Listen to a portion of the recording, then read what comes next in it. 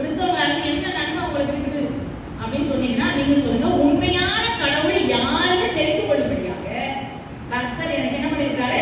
உதவி செய்திருக்காரு. இதுதான் இருக்கிறதுலயே நான் பெரிய ஆசீர்வாதம் பண்ணிட்டேன்.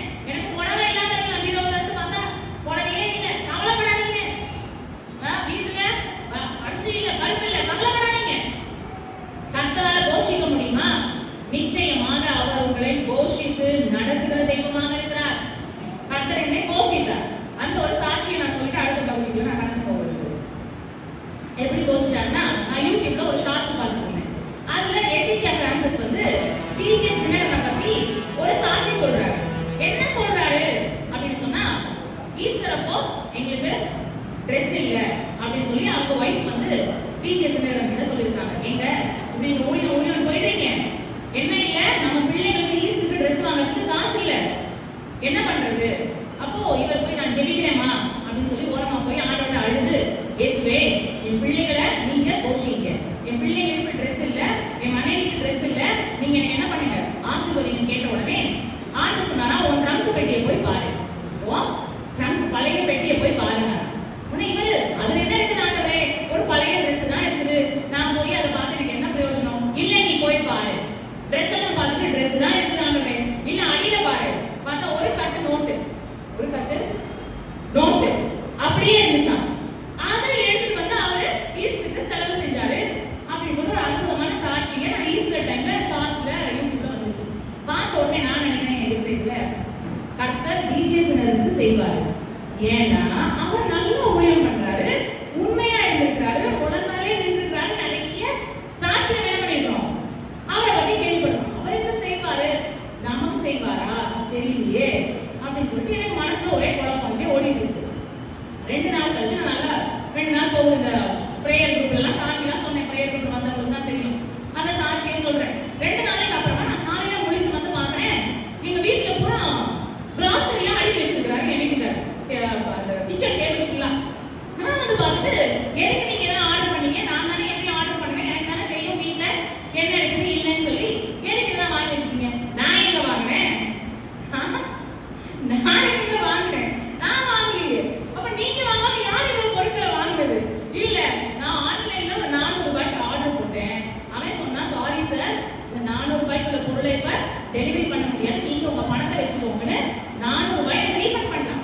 நானும் சரி இன்னைக்கு கொடுக்கல, சரி என்னன்னு பாத்துக்கலாம் வெயிட் பண்ணும்போது திடீர்னு ஒரு தடவை கதவை தட்டி ஒரு பேக் ஃபுல்லா கிராசரி எடுத்துட்டு வந்து, ராசனை எண்ணெய், பருப்பு, சீஸ், எங்க வீட்டுல என்னென்ன இல்லையோ அதெல்லாம் யாராச்சும் ஒருத்தவங்க உட்காந்து லிஸ்ட் போட்டு, பிரின்சிக்கு இதெல்லாம் தேவை, என்ன வாங்கணும், பருப்பு வாங்கணும், சீஸ் வாங்கணும். அதுல பாத்தீங்கன்னா நான் யோசிச்சிருக்கேன், டேட்ஸ் வாங்கணும், ஆண்டவரே டேட்ஸே இல்ல, கேஷ்யூ நட் வாங்கணும், இதெல்லாம் வாங்கி வைக்கணும் இப்படி நான் யோசிக்கிறேன். அது எல்லாம் கேஷ்யூ நட், இருக்கிறதே காஸ்ட்லியான கேஷ்யூ நட், இருக்கிறதே காஸ்ட்லியான டேட்ஸ் எல்லாத்தையும் போட்டு ஒரு பேக் எடுத்துட்டு வந்து கதவை தட்டி, வச்சுக்கோங்க சார், எப்பா நாங்க போடல, நாங்க எடுத்து பணமும் கொடுக்கல, நீ எடுத்துட்டு போயிரு. இல்ல உங்க பேர்ல தான் வந்துருக்குது. இல்லப்பா நாங்க போடல. இல்ல சார் உங்களுக்கு தான் டெலிவரி கொடுக்கணும், எனக்கு மத்த வேலை இருக்குல்ல, ஒரு பேக் ஃபுல்லா ஒரு 2000 ரூபாய்க்குள்ள கிராசரிய எங்க வீட்டுல கொடுத்து போயிடும். நான் குடிச்சு வந்து பார்த்தா எரியாவது காகம் போஷிச்ச மாதிரி டேபிள் ஃபுல்லா நிரப்பி வச்சிருக்கிறாங்க ஆண்டவர். ஹalleluya, கரங்களை தட்டி ஹalleluya, ஹalleluya. நீங்கள் கர்த்தருக்கு முன்பாக உத்தமர்களாக இருந்து, அதுக்காக நீ உத்தமமா சிஸ்டர்னா கேட்டாலும் எனக்கு தெரியாது, மேபி கர்த்தருடைய பார்வையில கொஞ்சம் இருக்கிறேன்னு நினைக்கிறேன். அதனால ஒரு 2000 ரூபாய்க்கு பொருள் கிடைக்கும்படியா இருக்கிறேன். நீங்க உங்க உத்தமத்தின் படி நீங்க 10,000 ரூபாய் வாங்கிக்கோங்க. இல்ல கர்த்தருக்கு என்ன பண்ணுங்க, 1 லட்சம் ரூபாய் கேளுங்க, கர்த்தரால கொடுக்க முடியும். ஹalleluya, ஹalleluya, ஹalleluya.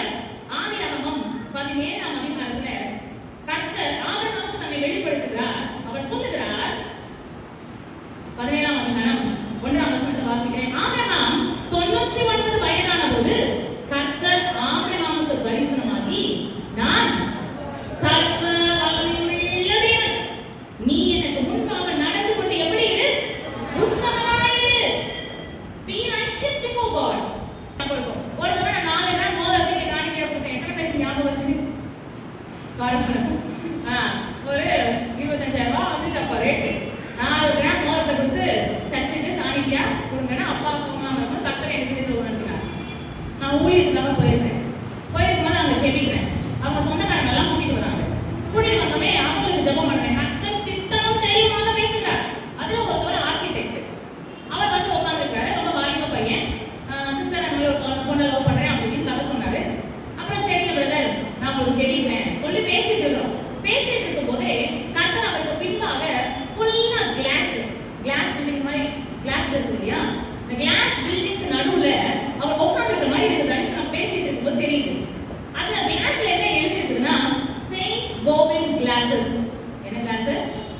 கோவின் கிளாஸஸ்னா அது எழுதிருக்கு. அந்த பிராண்ட் பேரை கரெக்டாக சொல்றாரு. சொன்ன உடனே நான் சொன்னேன், பிரதர் நீங்க இந்த மாதிரி கிளாஸ் பில்டிங் நடுவில் இருக்கீங்க, செயின்ட் கோவின் கிளாஸஸ் எழுதிருக்குன்னு கரெக்டாக எனக்கு காண்பிக்கிறாங்க. ஐயோ சிஸ்டர், இப்போதான் நாங்க ஒரு ப்ராஜெக்ட் முடிச்சோம், அதுல எல்லாமே நீங்க சொல்ற மாதிரி செயின்ட் கோவின் கிளாஸஸ் வச்சு ஒரு பில்டிங்கை நாங்க பண்ணி கொடுத்துருக்கோம் அப்படின்னு சொல்லி அதோட பணம் இப்போ நான் எடுத்து வந்திருக்கேன் என் பேங்க்ல. அதோட முடிச்ச பணத்தை என்ன பண்ணிருக்காங்க, எனக்கு கொடுத்துருக்காங்க. அதை என் பேங்க்ல வச்சிருக்கேன். இன்னொரு பொண்ணு வந்தாங்க, அவங்களுக்கு ஜெபிக்கும் போது ஆண்டவர் சொல்றாரு, அவங்க நகையா போட்டிருக்காங்க, நகையா போட்டிருக்காங்க, எனக்கு தரிசனத்துக்கு தெரியுது. அப்போ அவங்க டிவோர்ஸ் ஆகி வீட்டுல இருக்கிறாங்க. கல்ல கை வச்சு ஆண்டவர் சொல்றாரு, அவங்க மாமியார் சொல்ற சத்தம் கேட்குது, இந்த நகை இவருக்கு வேண்டாம், இந்த நகையை பிடுங்கு, இந்த நகையை பிடுங்கு அப்படின்னு சத்தம் கேட்டு நம்ம ஜெபம் பண்ணுவோம். அதை சொல்லி நான் ஜெபம் பண்ண உடனே அந்த தாயும் மகனும் தேடி தேடி அழுகிறாங்க.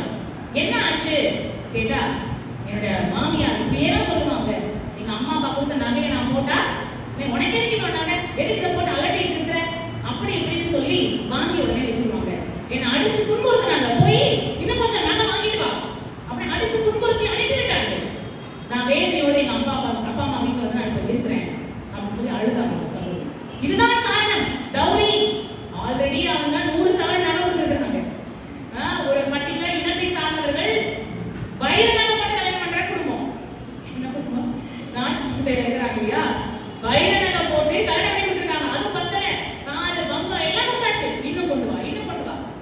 வேதனை, துக்கம் இதை பார்த்துட்டு இருந்தா என்ன கூப்பிட்டுருந்தவங்க, கர்த்தர் இவ்வளவு தெளிவா பேசுறாரே சொல்லிட்டு, சிஸ்டர் நீங்க இந்த விரல்ல மோதிரம் போடாம வச்சுக்கீங்க, இந்தாங்க மோதிரம் அப்படி போட்டு விட்டாங்க. ஹalleluya.